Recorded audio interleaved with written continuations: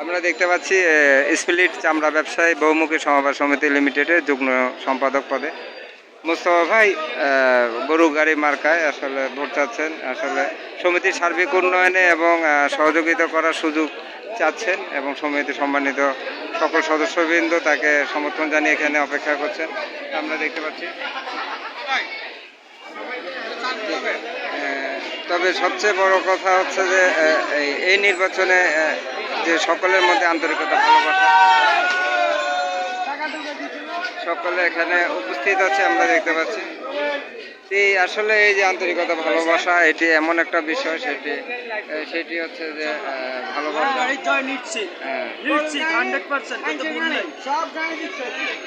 আসলে এই যে আগে তো গরু গাড়ি ছিল, আসলে মানুষকে বহন করতো গরু, আসলে একটা বাহন।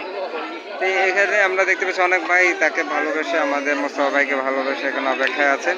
স্পিলিট চামড়া ব্যবসায়ী বহুমুখী সমবায় সমিতির যে নির্বাচন হচ্ছে, সেই নির্বাচনে মোস্তফা ভাই সকলে দোয়া প্রত্যাশা করছেন এবং তার সমর্থনে আমার ভাইরা আছেন, এখানে সবাই বসে আছেন। এটা 15 মে 2024 নির্বাচনটি অনুষ্ঠিত হচ্ছে। নির্বাচন চলাকালীন সময় এখানে সমর্থক যারা সকলে এখানে অপেক্ষায় আছে,